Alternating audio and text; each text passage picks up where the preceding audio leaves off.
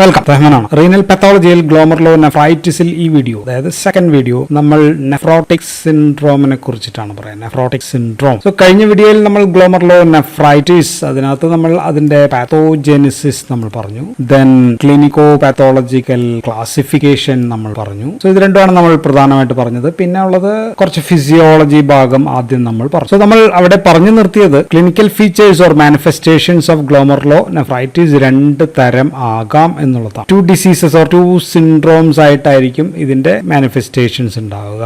One it can B as nephrotic syndrome ആയിട്ടായിരിക്കും കാണുക, അല്ലെങ്കിൽ രണ്ടാമത് it can B nephritic syndrome ആയിട്ടായിരിക്കും കാണുക. സോ അതായത് ഗ്ലോമർലോ നെഫ്രൈറ്റിസ് രോഗങ്ങളിൽ ഒന്നുകിൽ നെഫ്രോട്ടിക് സിൻഡ്രോം ആകും, അല്ലെങ്കിൽ നെഫ്രൈറ്റിക് സിൻഡ്രോം ആയിട്ടായിരിക്കും ഇതിന്റെ മാനിഫെസ്റ്റേഷൻസ് എല്ലാം ഉണ്ടാവുക. ചിലപ്പോഴെങ്കിലും ചിലതിൽ രണ്ടിന്റെയും മിക്സഡും വന്നേക്കാം. സോ അപ്പൊ ഈ വീഡിയോയിൽ നമുക്ക് ഇതിൽ നെഫ്രോട്ടിക് സിൻഡ്രോമിനെ കുറിച്ച് നമുക്ക് വിശദമായിട്ട് പറയാം. ഇപ്പോൾ എക്സാമിനൊക്കെ ഒരു ഡെഫിനിഷൻ പോലെ എന്തെങ്കിലുമൊക്കെ എഴുതണം എന്ന് പറഞ്ഞാൽ, സോ നെഫ്രോട്ടിക് സിൻഡ്രോം ഒറ്റ ഒരു രോഗമല്ല, ഇറ്റ്സ് എ സിൻഡ്രോം ആണ്. നമ്മൾ ഇവിടെ തന്നെ സിൻഡ്രോം എന്ന് എഴുതിയിട്ടുണ്ട്. So it's a collection of signs and symptoms of damaged, എന്താണ് നമ്മൾ പറയുന്നത്, ഗ്ലോമർലസ് ആണ്. സോ ഗ്ലോമറുലസ്, ഡാമേജ്ഡ് ഗ്ലോമറുലസിന്റെ collection of signs and symptoms ആണ്. So nephrotic syndrome is a group of signs and symptoms of the filtering system. Glomerulus is the filtering system of the kidney. And ഇതിന്റെ ഏറ്റവും വലിയ പ്രത്യേകത എന്ന് വെച്ചാൽ chiefly characterized by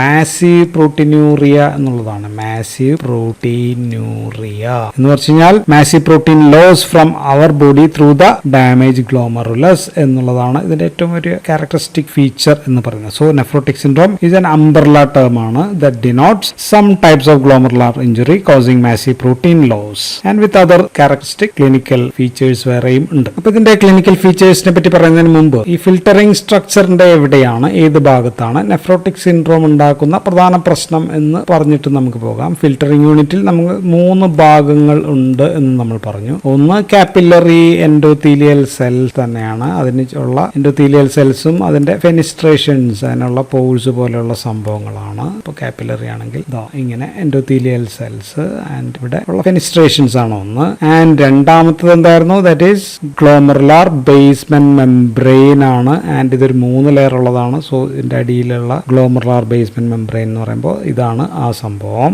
and മൂന്നാമത്തത് visceral epithelial layer ആണ്. Visceral epithelial layer ആണ്. And ഇനി പറയണമെങ്കിൽ ഈ ബ്ലഡ് വെസൽസിന് ചുറ്റുമുള്ള മീസാഞ്ചിയൽ സെൽസ് കൂടി നമുക്ക് വേണമെങ്കിൽ പറയാം. ആൻഡ് ഇവിടെ നെഫ്രോട്ടിക് സിൻഡ്രോമിൽ പ്രശ്നം ഈ വിസറൽ എപ്പിത്തീലിയൽ ലെയറിന്റെ പോഡോസൈറ്റ്സ് ആണ്. വിസറൽ എപ്പിത്തീലിയൽ ലെയർ എന്ന് പറയുമ്പോൾ പോഡോസൈറ്റ് ഇങ്ങനെ ഇരിക്കുകയാണെന്ന് നമുക്കറിയാം. ഇതാണ് പോഡോസൈറ്റ്സുകൾ. പോഡോസൈറ്റ്സിന്റെ ഇടയിലൂടെയാണ് ഫിൽട്ടർ ചെയ്ത് ഇതിലേക്കൂടി വരുന്ന സംഭവങ്ങൾ ഇതിലേക്കൂടി ഇങ്ങനെ അങ്ങോട്ടേക്ക് വരും. So damage to the podocytes is more in nephrotic syndrome. Nephrotic സിൻഡ്രോമിലെ ഏറ്റവും വലിയ പ്രശ്നം എന്ന് പറയുന്നത് ഡാമേജ് ടു പോഡോസൈറ്റ്സ് ആണ് എന്നുള്ളതാണ്. നെഫ്രൈറ്റിക് സിൻഡ്രോമിലെ പക്ഷേ ഏറ്റവും വലിയ പ്രത്യേകത ഇവിടെ ഈ ഗ്ലോമറുലാർ ബേസ്മെന്റ് മെംബ്രെയിനിലുള്ള പ്രശ്നമാണ് നെഫ്രൈറ്റിക് സിൻഡ്രോമിൽ എന്ന് നമ്മൾ അതിന്റെ വീഡിയോയിൽ പറയും. സോ ഡാമേജ് പോഡോസൈറ്റ്സിന്റെ കൂടെ ഫിൽട്ടർ ചെയ്യാൻ പാടില്ലാത്ത പലതും ഫിൽട്ടർ ചെയ്തു പോകുന്നു, നഷ്ടപ്പെട്ടു പോകുന്നു എന്നുള്ളതാണ് നെഫ്രോട്ടിക് സിൻഡ്രോമിൽ സംഭവിക്കുന്നത്. പ്രധാനമായിട്ടും മാസി ലോസ് ഓഫ് പ്രോട്ടീൻ ഉണ്ടാകുന്നുണ്ട്. ഇനി നെഫ്രോട്ടിക് സിൻഡ്രോം ഏറ്റവും കൂടുതൽ ഉണ്ടാകുന്നത് കുട്ടികളിലാണ്, ചിൽഡ്രനിലാണ്. 2 to 10 വയസ്സ് വരെയുള്ള കുട്ടികളിൽ കൂടുതൽ ആണ്. അതിൽ തന്നെ ബോയ്സിലാണ് കൂടുതൽ. പിന്നെ അഡൽട്ടിലാണെങ്കിൽ മുതിർന്നവരിൽ ഒരു ഏജ് 40 അറൌണ്ട് ആ സമയത്തായിരിക്കും കൂടുതലായിട്ട് കാണുക. ആൻഡ് ഇത് രണ്ടും ഉണ്ടാക്കുന്നത് വ്യത്യസ്തമായ കാരണങ്ങളാണ് എന്നുള്ളത് നമുക്ക് പിന്നീട് പറയാം. അപ്പൊ നമുക്ക് ഇതിന്റെ ബേസിക് ക്യാരക്ടറിസ്റ്റിക്സ് എല്ലാം തന്നെ സയൻസ് ആൻഡ് സിംറ്റംസിലും വരുന്ന തന്നെയാണ്. എങ്കിലും first one is massive protein urea എന്നുള്ള ധാരാളം പ്രോട്ടീൻ നഷ്ടപ്പെടുന്നു. പ്രോട്ടീൻ നഷ്ടപ്പെടുമ്പോഴത്തേക്കും പ്രോട്ടീൻ കുറയും. സോ ഹൈപ്പോ ആൽബുമിനീമിയ, ബ്ലഡിനകത്ത് ആൽബുമിൻ കുറയും. മൂന്നാമത്തത് അതുകൊണ്ട് നീര് വരും, എഡീമ ഉണ്ടാകും. 4 ഹൈപ്പർ ലിപ്പിഡീമിയ, ലിപ്പിഡിന്റെ എമൗണ്ട് ശരീരത്തിൽ കൂടുന്നുണ്ട്. ആൻഡ് ഓൾസോ അപ്പോൾ യൂറിനിലും കൂടുന്നുണ്ട്. സോ ലിപ്പിഡ്യൂറിയ എന്നും നമുക്ക് എഴുതാം. ആൻഡ് 5ാമത്തത് ഹൈപ്പർ കൊയാഗുലബിലിറ്റി ആണ്. കൊയാഗുലബിലിറ്റി എന്ന് വെച്ചാൽ രക്തം കട്ട പിടിക്കാനുള്ള സാധ്യത കൂടുന്നു ഓഫ് ബ്ലഡ്. സോ ഈ 5 ക്യാരക്ടറിസ്റ്റിക്സ് ആണ് ഇതിനകത്തുള്ള ഏറ്റവും പ്രധാനപ്പെട്ട ലക്ഷണങ്ങൾ. ദാറ്റ് മീൻസ് ഇത് ചേർന്ന് കഴിഞ്ഞാൽ the patient is having nephrotic syndrome ഉണ്ട് എന്ന് നമുക്ക് പറയാം. സോ ഈ ഇവിടെയുള്ള ക്യാരക്ടറിസ്റ്റിക്സ് നമ്മൾ നെഫ്രൈറ്റിക് സിൻഡ്രോം ആയിട്ട് നോക്കിക്കഴിഞ്ഞാൽ, നെഫ്രൈറ്റിക്കിന്റെ കാര്യം ജസ്റ്റ് ഒന്ന് പറഞ്ഞേക്കാം. നെഫ്രൈറ്റിക്കിനകത്ത് ഏറ്റവും പ്രധാനപ്പെട്ട ഒരു വ്യത്യാസം വ്യത്യാസം എന്ന് പറഞ്ഞത് അവിടെ മൈക്രോസ്കോപ്പിക് ഹെമച്യൂറിയ ഉണ്ടായിരുന്നു എന്നുള്ളതാണ്. രക്തം ഉണ്ടായിരുന്നു യൂറിനകത്ത് എന്നുള്ളതാണ് അവിടെ ഒരു പ്രധാനപ്പെട്ട വ്യത്യാസം. ഇവിടെ അത് ഇല്ല എന്നുള്ളതാണ് പ്രധാനപ്പെട്ട വ്യത്യാസം. ബാക്കി പലതൊക്കെ കുറച്ച് ഏറിയും കുറഞ്ഞും കൂടിയും ഒക്കെ ആയിരിക്കും. അപ്പൊ അതുകൊണ്ട് ഇവിടെ മൈക്രോസ്കോപ്പിക് ഹെമച്യൂറിയ ഉണ്ടായതുകൊണ്ട് അവിടെ യൂറിന്റെ കളർ എന്ന് പറയുന്നത് സ്മോക്കി അല്ലെങ്കിൽ കൊക്കക്കോള ലൈക്ക് ആയിരുന്നു. പക്ഷെ ഇവിടെ സാധാരണ മിക്കവാറും സാധാരണ യൂറിന്റെ കളറൊക്കെ ആയിരിക്കും എന്നുള്ളതാണ്. സോ ഫസ്റ്റ് ക്യാരക്ടറിസ്റ്റിക് നമ്മൾ പറഞ്ഞത് മാസീവ് പ്രോട്ടീനൂറിയ എന്നുള്ളതാണ്. Massive proteinuria is the hallmark sign ആണ് എന്നുള്ളതാണ്. ആൻഡ് ഇറ്റ് ഈസ് സെലക്റ്റീവ് ആണ്. എല്ലാ പ്രോട്ടീനും പോകുന്നൊന്നുമില്ല. കുറെ പ്രോട്ടീൻ പോകുന്നുണ്ടെങ്കിലും എല്ലാ പ്രോട്ടീനും അങ്ങ് പോകുന്നില്ല. ചിലത് പോകുന്നുണ്ട്, ചിലത് പോകുന്നില്ല. So heavy proteinuria more than or equal to 3 to 3.5 gram per day ആണ് നഷ്ടപ്പെടുന്നത് എന്നുള്ളതാണ്. Through urine is loss through urine. And ഇതിൽ തന്നെ low molecular weight protein that is ഒരു 60,000 ഡാൾട്ടൺ ഒക്കെയുള്ള ആൽബുമിൻ ആണ് ഏറ്റവും അധികം നഷ്ടപ്പെടുന്നത്. മാത്രമല്ല ഇവിടെ വെച്ചിട്ട് ഈ albumin there is increase catabolism, renal catabolism of ആൽബുമിനും നടക്കുന്നുണ്ട്. സോ നമുക്കറിയാവുന്നത് നോർമൽ ആൽബുമിൻ എന്ന് പറയുന്നത് 3.5 to 5 gram per deciliter ആണ്. സോ ഇത് മൂലം റിവേഴ്സ് ആൽബുമിൻ ടു ഗ്ലോബുലിൻ റേഷ്യോയും റിവേഴ്സ് ആകുന്നുണ്ട്. സോ ഗ്ലോബുലിൻ കൂടുന്നതല്ല, ആൽബുമിൻ കുറയുന്നത് കൊണ്ട് അത് വ്യത്യാസം വരുന്നതാണ്. സോ സെക്കൻഡ് കണ്ടീഷൻ ആൽബുമിൻ കുറയുന്നത് കൊണ്ട് second condition is hypoalbuminemia എന്ന് നമുക്ക് എഴുതാം. Or reduced blood or plasma albumin amount in the blood. ആൽബുമിന്റെ ഫംഗ്ഷൻ എന്താണ് ബ്ലഡിനകത്ത്? ആൽബുമിന്റെ ഫംഗ്ഷൻ എന്ന് പറയുന്നത് oncotic or osmotic pressure regulate ചെയ്യുന്നതിൽ ഏറ്റവും പ്രധാനി എന്ന് പറയുന്നത് ആൽബുമിൻ ആണ്. So blood osmotic pressure is decreased, കുറയുന്നു, താഴുന്നു. So blood will leak into this. ഇത് ബ്ലഡ് വെസൽ ആണെങ്കിൽ ഓസ്മോട്ടിക് പ്രഷർ കുറയുമ്പോൾ ബ്ലഡ് പുറത്തേക്ക് പോകും, leak in to the surrounding and cause oedema, oedema ഉണ്ടാകുന്നു. സോ മൂന്നാമത്തെ ഫീച്ചർ എന്ന് പറയുന്നത് എഡീമയാണ്. ആൻഡ് മാർക്കറ്റ് ജനറലൈസ്ഡ് എഡീമയാണ് അല്ലെങ്കിൽ പെരിഫറൽ എഡീമ. ജനറലൈസ്ഡ് പെരിഫറൽ എഡീമയാണ് ഉണ്ടാകുന്നത് എന്നുള്ളതാണ്. So oedema due to decreased osmotic pressure and fluid reduction in the vascular spaces. So ഇവിടെ ഫ്ലൂയിഡ് കിടക്കുമ്പോൾ ഇവിടെ ഫ്ലൂയിഡ് കുറയുന്നു എന്നുള്ളതാണ് സംഭവിക്കുക. ആൻഡ് ഒരുപാട് ഫ്ലൂയിഡ് പോയി കഴിയുമ്പോൾ ഒലിഗൂറിയയും വെരി അഡ്വാൻസ് കണ്ടീഷനിലാണ് ഒലിഗൂറിയൊക്കെ ഉണ്ടാകുന്നത്. അല്ലെങ്കിൽ നമുക്ക് എഴുതിയില്ലെങ്കിലും കുഴപ്പമില്ല. സോ ഇനി പ്രോട്ടീൻ ശരീരത്തിൽ നിന്ന് ധാരാളമായിട്ട് നഷ്ടപ്പെടുമ്പോൾ ലിവർ എന്ത് ചെയ്യും എന്നുള്ളതാണ്. ലിവർ ഈ പ്രോട്ടീനുകൾ കൂടുതൽ ഉണ്ടാക്കാനായിട്ട് നോക്കും, അല്ലെങ്കിൽ കോമ്പൻസേറ്ററി മെക്കാനിസം ആണ്. കൂടുതൽ പ്രോട്ടീനുകൾ സിന്തസൈസ് ചെയ്യുന്നു. So liver began to produce more proteins. അതിലൊരു പ്രോട്ടീൻ ആണ് ലിപ്പോ പ്രോട്ടീൻസ് കൂടുതലായിട്ട് ഉണ്ടാക്കാൻ തുടങ്ങുന്നു എന്നുള്ളതാണ്. ലിപ്പോ പ്രോട്ടീൻസിന്റെ ജോലി ബ്ലഡിലെ ഫാറ്റിന്റെ ട്രാൻസ്പോർട്ട് ആണ്. So increased lipid in blood means hyperlipidemia. അതാണ് അപ്പൊ നാലാമത്തെ കേസ് എന്ന് പറയുന്നത് ഹൈപ്പർ ലിപിഡീമിയ ഉണ്ടാകുന്നു എന്നുള്ളതാണ്. So blood lipid level is increase. So hyperlipidemia. So fourth characteristics of nephrotic syndrome. Lipid ബ്ലഡിൽ കൂടുതൽ എത്തുമ്പോൾ പക്ഷെ പ്രോട്ടീൻ ധാരാളം നഷ്ടപ്പെടുന്നുണ്ട്. സോ ലിപ്പോ പ്രോട്ടീൻ കൂടുതലായിട്ട് അപ്പൊ യൂറിനിൽ ഉണ്ടാകും. അപ്പോൾ യൂറിനിലൂടെ അത് പോവുകയും ചെയ്യും. So that is the fifth. അല്ലെങ്കിൽ അതിനൊപ്പമുള്ള കാര്യം എഴുതാം, ലിപിഡ്യൂറിയ. യൂറിനകത്ത് ബ്ലഡിനകത്ത് ലിപ്പിഡ് കൂടുതലാണ്, യൂറിനകത്തും ലിപ്പിഡ് ഒരുപാട് കൂടി നഷ്ടപ്പെടുന്നുണ്ട്. ധാരാളം ലിപ്പിഡ് യൂറിൻ വഴി നഷ്ടപ്പെടുന്നു. ഇനി ലിവറിൽ നിന്ന് പ്രോട്ടീൻ സിന്തസിസ് വർദ്ധിക്കുന്നു എന്ന് ഞാൻ പറഞ്ഞു. പക്ഷെ പ്രോട്ടീനൊക്കെ ധാരാളം യൂറിനിലൂടെ നഷ്ടപ്പെടുകയും ചെയ്യുന്നുണ്ട്. സോ അപ്പോൾ അങ്ങനെ നഷ്ടപ്പെടുന്നതിൽ ഒരാളാണ്, സോ ബ്ലഡിൽ നിന്ന് കുറയുന്ന ഒരാളാണ് ഡിക്രീസ്ഡ് ആന്റിത്രോംബിൻ 3 എന്ന് പറയുന്ന പ്രോട്ടീൻ. ആന്റിത്രോംബിൻ 3യുടെ എമൗണ്ട് കുറയുന്നു എന്നുള്ളതാണ്. And because of increased urinary loss of antithrombin 3. പക്ഷേ മനസ്സിലാക്കേണ്ടത് ഫൈബ്രിനോജൻ എന്ന് പറയുന്ന പ്രോട്ടീന്റെ എമൗണ്ട് കുറയുന്നില്ല എന്നുള്ളതാണ്. So there is no loss of fibrinogen. Instead fibrinogen മറ്റേ കുറയുമ്പോൾ ഫൈബ്രിനോജന്റെ എമൗണ്ട് കൂടുതലാകും. സോ ഇൻക്രീസ് ഫൈബ്രിനോജൻ ലെവൽ രക്തത്തിൽ വർദ്ധിക്കുന്നത് മൂലം രക്തം വേഗം കട്ടപിടിക്കാൻ ഇടയാകുന്നു. ഫൈബ്രിനോജൻ രക്തം കട്ടപിടിക്കും. ഇത് രക്തം ആന്റിത്രോംബിൻ 3 രക്തം കട്ടപിടിക്കാതിരിക്കാനാണ് സഹായിക്കുക. ഇത് കുറയുകയും ഇത് കൂടുകയും ചെയ്യുമ്പോൾ രക്തം കട്ടപിടിക്കുന്നു. സോ അതിനെയാണ് നമ്മൾ അടുത്ത കാര്യമായിട്ട് പറഞ്ഞത് ഹൈപ്പർ കൊയാഗുലബിലിറ്റി ഓഫ് ദ ബ്ലഡ്. മാത്രമല്ല ഇതിനൊപ്പം തന്നെ ഓൾട്ടേർഡ് പ്രോട്ടീൻ എസിന്റെ ലെവലും പ്രോട്ടീൻ സിയുടെ ഒക്കെ ലെവലിലും വ്യത്യാസം വരുന്നുണ്ട് എന്നുള്ളതാണ്. So hypercoagulability of the blood is the sixth sign of the nephrotic syndrome. So ഞാൻ ഈ പറഞ്ഞ കാർഡിനൽ ഓർ ക്ലാസിക് ഫീച്ചേഴ്സ് എല്ലാം ഉണ്ടെങ്കിൽ ഉണ്ടാകുന്ന സംഭവം, ആ സിൻഡ്രോമിനെയാണ് നമ്മൾ എന്ത് വിളിക്കുക, നെഫ്രോട്ടിക് സിൻഡ്രോം എന്ന് നമ്മൾ വിളിക്കുക. ഇനി നമുക്ക് ഇതിന്റെ തന്നെ എക്സ്റ്റൻഷൻസ് ആണ് നമ്മൾ സൈൻസ് ആൻഡ് സിംറ്റംസ് എന്ന് പറയുന്നത്. ഇത്രയും അറിയാമെങ്കിൽ സത്യത്തിൽ ഒന്ന് ആലോചിച്ചിരുന്ന് എഴുതാകുന്ന കാര്യമുള്ളൂ. സോ ഇത്രയാണ് നമ്മൾ പ്രധാനമായിട്ടും മനസ്സിലാക്കി വെക്കേണ്ട കാര്യം. അപ്പൊ ഇനി നമുക്ക് other associated signs and symptoms of nephrotic syndrome നമ്മളൊന്ന് പറഞ്ഞു കഴിഞ്ഞാൽ, സോ ഇതെല്ലാം നമ്മൾ നേരത്തെ പറഞ്ഞതിന്റെ എക്സ്റ്റൻഷൻസ് ആണ്. സോ പ്രോട്ടീൻ ശരീരത്തിൽ നിന്ന് ധാരാളമായി നഷ്ടപ്പെടുമ്പോൾ നല്ല ക്ഷീണം ഉണ്ടാകും, ഫറ്റീഗ്, തളർച്ച, ക്ഷീണം എന്നിവ ഉണ്ടാകും എന്നുള്ളതാണ്. ദെൻ യൂറിനിൽ പ്രോട്ടീൻ ധാരാളമായിട്ട് വർദ്ധിക്കുമ്പോൾ യൂറിൻ വിൽ ബിക്കം ഫോമി ഓർ ഫ്രോത്തി, പത ധാരാളമായിട്ട് വരും എന്നുള്ളതാണ്. കളറിൽ പക്ഷേ വലിയ വ്യത്യാസം ഇല്ല എന്നുള്ളതാണ്. മൂന്നാമത് പ്രോട്ടീൻസ് എന്ന് പറയുമ്പോൾ ഇമ്മ്യൂണോഗ്ലോബുലിൻസ് ആർ പ്രോട്ടീൻസ് ആണ്, ഇത് നഷ്ടപ്പെടുന്നുണ്ട്. സോ വേഗത്തിൽ മറ്റ് അണുബാധകൾ പിടിപെടാനുള്ള ചാൻസ് വർദ്ധിക്കും. സോ സ്പോണ്ടേനിയസ് ആയിട്ടുള്ള ബാക്ടീരിയൽ ഇൻഫെക്ഷൻസ് വരാം. സോ പെരിട്ടോണൈറ്റിസ് പോലെയുള്ള ഇൻഫെക്ഷൻസ് വരാം. ആൻഡ് ഇത് തന്നെ ഏറ്റവും കൂടുതൽ വരുന്നത് ന്യൂമോകോക്കൈ മൂലമാണ്. സോ സ്ട്രെപ്റ്റോകോക്കസ് ന്യൂമോണിയ അങ്ങനെയൊക്കെയുള്ള സംഭവങ്ങൾ വരുമ്പോൾ ന്യൂമോണിയ ഒക്കെ വരാനുള്ള സാധ്യത കൂടുതലാണ്.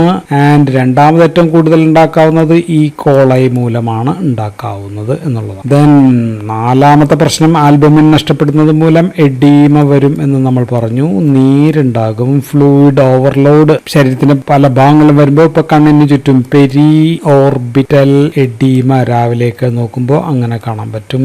ദെൻ ഫേഷ്യൽ, മുഖമൊക്കെ വീർത്തിരിക്കുന്ന പോലെ കാണാം, ഫേഷ്യൽ സ്വെല്ലിംഗ് കാണാം. ഓൾറെഡി പെരിഫറൽ എഡീമ ഉണ്ടാകും എന്ന് നമ്മൾ ഓൾറെഡി പറഞ്ഞു. കൈകാലുകൾ വിവിധ ഭാഗങ്ങളിലൊക്കെ എഡീമ ഉണ്ടാകും. വയറ്റിൽ ഫ്ലൂയിഡ് കൂടുമ്പോൾ ഉണ്ടാകുന്നത് അസൈറ്റിസ് ആണ്, അസൈറ്റിസ് ഉണ്ടാകും. സോ അസൈറ്റിസ് കൂടുമ്പോൾ അവിടെ ഇൻഫെക്ഷൻസ് വരാനുള്ള ചാൻസ് ഉണ്ട്, നമ്മൾ ഓൾറെഡി പറഞ്ഞു. സോ പെട്രോണൈറ്റിസ് ഒക്കെ ഉണ്ടാവും എന്ന് നമ്മൾ പറഞ്ഞു. ദെൻ പ്ലൂറൽ എഫ്യൂഷൻ വരാം, പൾമണറി എഡീമ ഉണ്ടാകാം. സോ പ്ലൂറൽ എഫ്യൂഷൻ ഇതൊക്കെ വരുമ്പോഴത്തേക്കും ശ്വാസം പിടിക്കാനായിട്ട് ബുദ്ധിമുട്ടുണ്ടാകും. സോ ഡിസ്നിയ എന്ന് പറയുന്ന കണ്ടീഷൻസ് കാണും. ദെൻ ശരീരത്തിൽ വെള്ളം ധാരാളം കെട്ടിക്കിടക്കുമ്പോൾ വെയിറ്റ് ഗെയിൻ ഉണ്ടാകും, ഭാരവർധന ഉണ്ടാകും. ദെൻ അതിന്റെ കൂടെ തന്നെ വിശപ്പില്ലായ്മ, ആനോറെക്സിയ പോലെയുള്ള കണ്ടീഷൻസ് ഉണ്ടാകും. ഇനി ശരീരത്തിൽ ജലാംശം ഉയർന്നാൽ എന്ന് വെച്ചാൽ ബ്ലഡിൽ നിന്ന് പുറത്തേക്കാണോ ജലം പോകുന്നത്, അപ്പൊ എന്ത് സംഭവിക്കും, എഫക്റ്റീവ് ആയിട്ടുള്ള, അതാവിടെ എഴുതാം, ആറാമത്തെ എഫക്റ്റീവ് ആയിട്ടുള്ള ആർട്ടീരിയൽ ബ്ലഡ് വോളിയം കുറയും എന്നുള്ളതാണ്. ആർട്ടീരിയൽ ബ്ലഡ് വോളിയം കുറയുമ്പോൾ റെനിൻ ആൻജിയോടെൻസിൻ സിസ്റ്റം കിഡ്നിയിലേക്കുള്ള ബ്ലഡ് ഫ്ലോ കുറയും. RAS ഉണരും. RAS ഉണർന്നു കഴിയുമ്പോഴത്തേക്കും എന്ത് സംഭവിക്കും, ബ്ലഡ് പ്രഷർ വർദ്ധിക്കും. അതിന്റെ ഒപ്പം സോഡിയം ദെൻ വാട്ടർ റിറ്റൻഷനും കൂടുന്നു. സോ ഇവിടെ BP കൂടാനായിട്ട് കാരണം എന്ന് പറയുന്നത് ബിക്കോസ് ഓഫ് പ്രോട്ടീൻ ലോസ് മൂലമാണ് എന്ന് നമ്മൾ ഓർത്ത് വെക്കുക. സോ ഹൈപ്പർ ടെൻഷൻ ഉണ്ടാകും എന്ന് നമുക്ക് എഴുതാം. ദെൻ ട്രാൻസ്ഫെറിൻ എന്ന് പറയുന്ന പ്രോട്ടീൻ കുറയുന്നത് മൂലം അയേൺ മെറ്റബോളിസത്തിൽ തകരാറിലാവും. അപ്പോൾ മൈക്രോസൈറ്റിക് ഹൈപ്പോക്രോമിക് അനീമിയ എന്ന് വെച്ചാൽ അയൺ കുറവുള്ള അനീമിയ ഉണ്ടാകും എന്നുള്ളതാണ്. ദെൻ മറ്റൊരു പ്രോട്ടീനാണ് സെറുലോപ്ലാസ്മിൻ എന്ന് പറയുന്നത്, കോപ്പർ മെറ്റബോളിസത്തിനൊക്കെ ഇമ്പോർട്ടന്റ് ആണ്. അതിനൊപ്പം തന്നെ അയൺ ട്രാൻസ്പോർട്ടിനും ഇമ്പോർട്ടന്റ് ആണ്. സോ അപ്പോൾ അയൺ ട്രാൻസ്പോർട്ടിനെയും ബാധിക്കും. അപ്പോൾ അത് വീണ്ടും അനീമിയ ഉണ്ടാക്കാം. ദെൻ അടുത്തത് 9ാമത്തെ നമുക്ക് ഇവിടെ എഴുതാം, ദാറ്റ് ഈസ് കോളികാൽസിഫെറോൾ ബൈൻഡിങ് പ്രോട്ടീൻ എന്ന് പറയുന്ന പ്രോട്ടീനും കുറയുന്നുണ്ട്. അപ്പോൾ അതനുസരിച്ച് കോളികാൽസിഫെറോൾ എന്ന് വെച്ചാൽ വൈറ്റമിൻ D ആണ്, വൈറ്റമിൻ D3 ആണ്. സോ വൈറ്റമിൻ D3 കുറയും. അപ്പോൾ ഹൈപ്പോകാൽസീമിയ ഉണ്ടാകും എന്നുള്ളതാണ്. ദെൻ അടുത്തത് 10ാമത്തെ തൈറോക്സിൻ ബൈൻഡിങ് പ്രോട്ടീനും കുറയുന്നുണ്ട്. അപ്പോൾ ഡിക്രീസ്ഡ് തൈറോക്സിൻ ലെവൽ, ഹോർമോണിന്റെ ലെവൽ കുറയും എന്നുള്ളതാണ്. ഇനി 11ാമത്തെ നമുക്ക് എഴുതാവുന്നത് പ്രോട്ടീനുകൾ കുറയുമ്പോൾ ലിവർ കൂടുതലായിട്ട് പ്രോട്ടീൻ ഉണ്ടാക്കും എന്ന് പറഞ്ഞു. സോ അപ്പോൾ ഇൻക്രീസ്ഡ് ലിപ്പോ പ്രോട്ടീൻസ് ധാരാളമായിട്ട് ഉണ്ടാകും എന്ന് പറഞ്ഞു. അപ്പോൾ ലിപ്പോ പ്രോട്ടീൻസ് കൊളസ്ട്രോൾ പോലെയുള്ള സംഭവങ്ങൾ ലിപ്പിഡ് ട്രാൻസ്പോർട്ടിനുള്ളതാണ്. So increased lipid transport, that means cholesterol level കൂടും, ട്രൈഗ്ലിസറോൾ ലെവൽ വർദ്ധിക്കും, VLDL വർദ്ധിക്കും, LDL വർദ്ധിക്കും, ഇതെല്ലാം വർദ്ധിക്കും. പക്ഷെ HDL അപ്പോൾ കുറവായിരിക്കും എന്നുള്ളതാണ്. അപ്പോൾ അതുകൊണ്ട് കൊളസ്ട്രോൾ കൂടുമ്പോൾ ഉണ്ടാകുന്ന പ്രശ്നങ്ങൾ ഇപ്പോൾ സാന്തോമാസ് ഉണ്ടാകാം, കണ്ണിനൊക്കെ ചുറ്റുമുള്ള സാന്തി ലസ്മ പോലെയുള്ള പ്രശ്നങ്ങൾ ഉണ്ടായിരിക്കാം. സോ ഇങ്ങനെയൊക്കെയുള്ള ലക്ഷണങ്ങൾ. ദെൻ ഈവൻ അതീറോസ്ക്ലീറോസിസ് അങ്ങനെയുള്ള വാസ്കുലാർ പ്രശ്നങ്ങൾ വരാം. അതുമൂലം cerebro vascular diseases or accidents അങ്ങനെ അങ്ങനെയൊക്കെയുള്ള പ്രശ്നങ്ങൾ വരെ സംഭവിക്കാം എന്നുള്ളതാണ്. ആന്റി ത്രോംബിൻ ലെവൽ കുറയുമ്പോൾ 12ാമത്തായിട്ട് ആന്റി ത്രോംബിൻ ലെവൽ കുറയുമ്പോൾ പ്രോട്ടീൻ എസും പ്രോട്ടീൻ സിയും ഒക്കെ വ്യത്യാസം വരുന്നുണ്ട്. പക്ഷെ ഫൈബ്രിനോജൻ ലെവൽ വർദ്ധിക്കുന്നു എന്ന് പറഞ്ഞു. സോ അപ്പോൾ ഹൈപ്പർ കൊയാഗുലബിലിറ്റി ഉണ്ടാകുന്നു എന്ന് നമ്മൾ പറഞ്ഞു. അപ്പോൾ ഇൻക്രീസ്ഡ് കൊയാഗുലബിലിറ്റി എന്ന് പറയുമ്പോൾ ഉണ്ടാകാവുന്നത് സ്പോണ്ടേനിയസ് ആയിട്ടുള്ള ആർട്ടീരിയൽ ഓർ വീനസ് ത്രോംബോസിസ് ഉണ്ടാകാം.